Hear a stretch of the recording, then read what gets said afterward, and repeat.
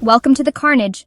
And welcome back to the Carnage. Today, I got a doozy for you guys. This one's been something that I've done quite a bit of research on by even talking to, real people, right? And they're real life couples, group of friends that I have. And it's three married couples that all three of these marriages, one is a conservative, the other is a liberal. And what today's video is about is you're seeing a lot of these TikTok videos where you have liberal women saying that, they're on these dating apps and all these conservative men are after them, like hot and heavy after them, and how much that these men want liberal women over conservative women, and it's because they're hotter and better and all this other silly crap, right?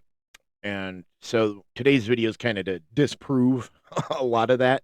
So that's something that I've done a lot of research over the last couple weeks on, and we're just going to kind of give the results of that. But before we get into some of those later videos, there's just kind of like this, build up part for these parts of the earlier videos that you kind of see that this is coming from, women out of their own words. A lot of women say they want a strong man.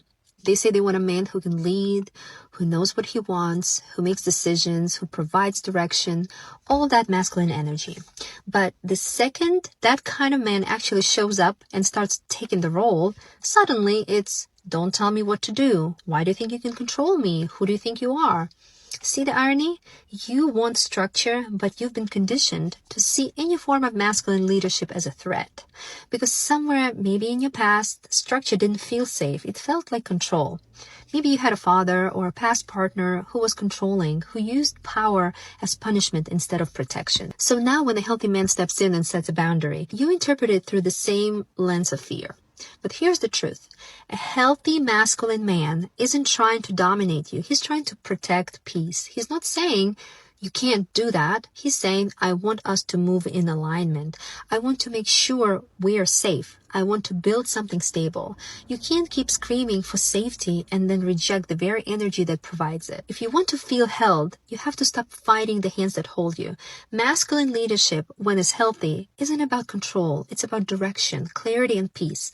And the moment you stop confusing protection with oppression, your entire experience of love will shift. Exactly. It's the word submission, right? That women tend to hate. They're like, I don't want to be submissive to a man because they take it as control, right? Like, oh, if I submit to a man, he's controlling me and, he's going to control every aspect of my life. And that's not what that word in a healthy relationship means. It just means that in a healthy, typical relationship that's not toxic, is a woman's feminine energy usually submits to a man's masculine energy when it comes to the four important things of life, right? Protection, security, providing, and obviously love language itself, right? Those four main things of a relationship. And when I say love language, that does include physical, contributions to that. So that's what that means. I don't know why women take the word submissive to their husband as this horrible, controlling, evil, toxic thing.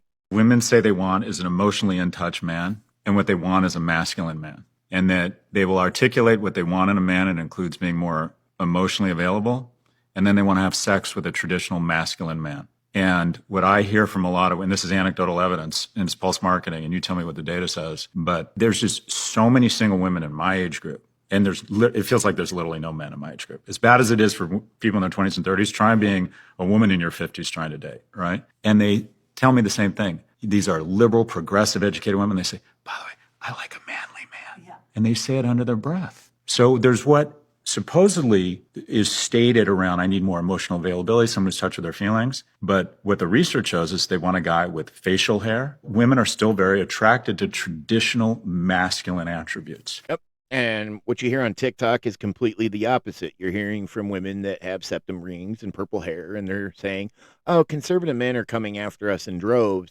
because, we're just better women. And that's not it at all. You're taking your evidence and data from fucking dating apps. Like, men on dating apps, they don't care what your politics are. They're swiping right because you're attractive. That's the reason. They're not looking at your profile being like, well, it says that she's liberal, so I'm going to swipe right and try to, control this woman and bring her to the dark side. That's not what the fucking guy is thinking at all. And I don't know why women, seriously, you'll see in some of these videos later on, this is what they say, that's what men want, is they want this challenge and that, liberal women to conservative men are more challenging, when it's completely the opposite. You're seeing more liberal women on dating apps. You don't see as many conservative women on dating apps. So when men are on dating apps, they're just looking for a woman in general. They're not looking for, a political alignment, because it doesn't matter to a man when he's dating a woman anyway. What matters is if that relationship,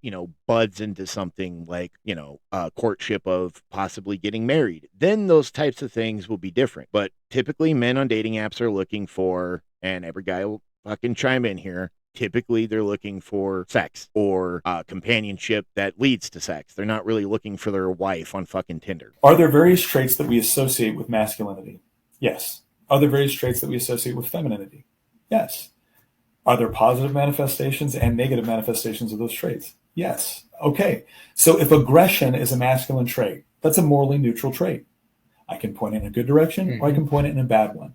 But what they did was they essentially said, no. The impulse itself is bad. You need to be more like women.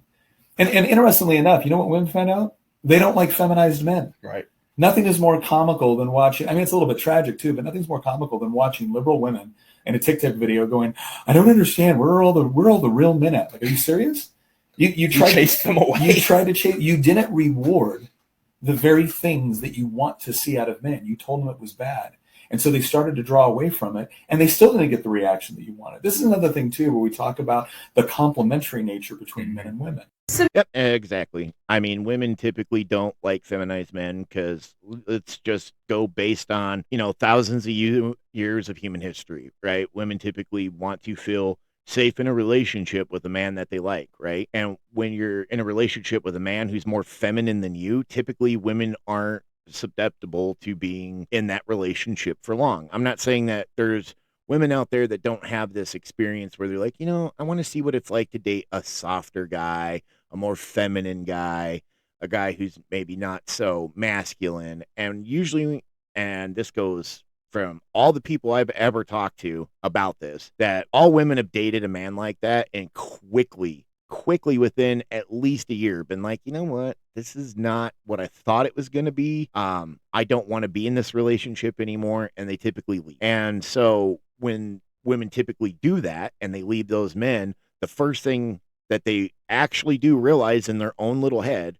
is, the reason this relationship didn't work out was he was just too sensitive. He was too feminine. I need a man who knows how to fucking hang drywall. I need a guy who can change my tire.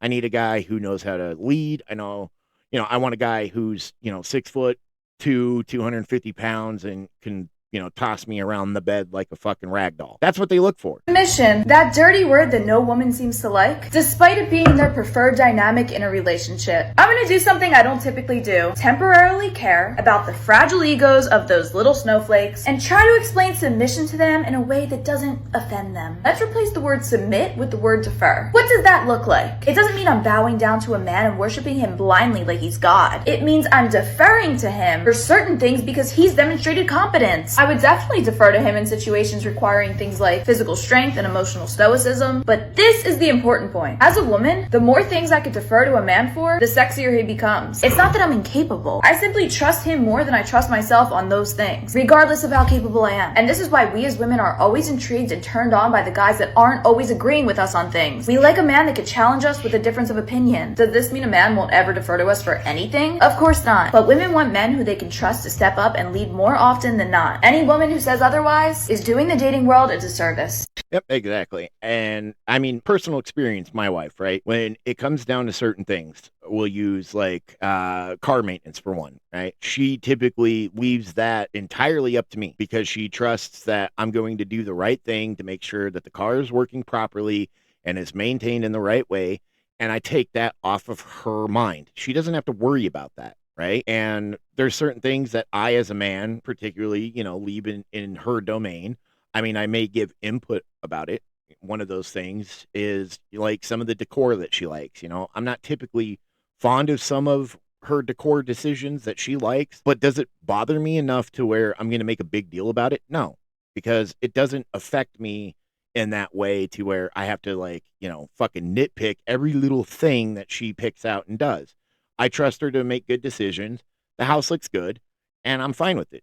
Is it my personal choice? No. Am I mad about it? Absolutely not. Something that nobody prepared me for is once you meet the right man, all of a sudden you become 20 times more feminine. I was so in my masculine in all my previous relationships, and now I'm like a little princess. I saw this Instagram reel where this woman was talking about her morning routine with her husband because he used to go to work at like 5 a.m. So she gets up at like 4:30 to cook him breakfast before he goes. And then in this video, he is doting all over her. Like, clearly he loves his woman. And then you go to the comments, and all these pessimistic women that like clearly have not met the right man are like, I would never do this. My man is a grown man. He can do that him damn self. Do you realize that some women just like want to do that when they meet the right guy? Trust me. If I had seen that video last year, 2 years ago, I'd have been like, what the? There's no, I would never. Girl, wait until you meet the right man that is so masculine, you want to be feminine. It goes exactly to point. You're getting this out of own women's mouths. That's the thing. So that part of this video was to kind of lead you to these next couple videos, which is these women who are swearing up and down that conservative men are purposely out to date them because they're better than conservative women, which I find hilarious that liberal women bring this up, because I thought feminism was supposed to be about like women in general, but there's nobody on the planet that fucking puts down other women more than other women, right? Calling them a pick-me because they would rather choose to have a traditional relationship with a man and don't want to, rock the boat in this way, out there with purple hair and a fucking septum ring, fucking swinging their bra around their head, screaming out obscenity and stupid bullshit, right? That's not what these women want to do, but they still are women. They still have, female visions and things that they want in life. And a lot of them, if you talk to them, are into women's rights. They're completely okay with it. They just rather be in that traditional role. And these women shit all over these conservative women, or just even moderate women and just normal women. Doesn't matter. It's if you do not think like they do, if you're not a man-hating feminist like they are, but at the same time wanting a masculine man, which makes no fucking sense to me, you're a pick-me, or you're a sub-woman or subhuman woman or whatever the fuck they're calling them now, because pick-me became, stale, I guess. So they had to come up with a new derogatory term. But I've never seen a man in my life fucking hate on women as much as these feminist women hate on other women. It's crazy. I need to know, what is it? Why do conservative men always want liberal women? When I'm going through my Hinge and seeing who's liked me, I would say if there was 10 people who had liked my Hinge profile, 8 of them would be openly conservative on their profile, and the others would either have nothing or be moderate. Like, I have liberal on my profile for the sole purpose of like trying to weed any of that out. And I know they're seeing it. I know they're seeing that it says liberal, so I'm just confused. And are you trying to like fuck with me, or do you think you have a chance? Like, and don't even come in the comments being like, it's not that deep. It's not that. I just don't understand what it is, though. Why are you so drawn to me? Like, maybe you could let me know if you want to, like, learn. If you want to become educated, I can help you out, babe. But if you just want to, like, try to make things work for fun, no. Again, no. So men do not typically, on dating apps, really look at women's bios for, political standing. That's not something a man looks for. Usually, typically, if a man reads a bio, it's 3 main points. 1, how many kids does she have, right? And is she of this age, right? Because you don't want to date somebody that's 15 years younger than you or 15 years older than you. And so it's very basic, like bio reading, like going through Cliff Notes just to kind of get an idea of you as a person, not your political beliefs or what, your favorite fucking movie is or any of that shit. Men don't read that. Men don't care, right? Like, we don't. A man's not going to sit there and give a shit. All conservative women, your men don't want you. They want us. And how sad that is for you, because I cannot imagine basing my entire life, my belief system, my family planning, all around trying to get men to be attracted to me, and it's still not working. It is a known stereotype that men on dating apps hide their political views. It's not to try to attract conservative women, though. Videos explaining this are a dime a dozen on this app, coming from conservative men themselves, because they see liberal women as more of a challenge. Do you get what that means? They're saying you're easy. Saying to any particular group of women that your men don't want you, they want us, it's honestly weird. It's giving jealousy. It reminds me of how a mistress will get off on a man choosing her over his wife. Which is funny when all of the women in the comments on that video are commenting that conservative women are the pick-me's. Ladies, newsflash, attention on dating apps is not the gold standard for women that are looking to marry someone and to start a family with someone. I think you should consider that there is a chance that men are on dating apps not exactly looking for their wives. Some are, but they're not the ones giving you that attention. Trust me. Yeah. And so at the beginning of the video, like I explained, is these groups of friends that I have that are married, and one's a conservative, one's a liberal. In each one of these marriages, two of them are women and that are conservative, and one is a liberal woman. And both of the conservative women are dating moderate men that aren't exactly, full blown conservative, but they're definitely not, far left liberal.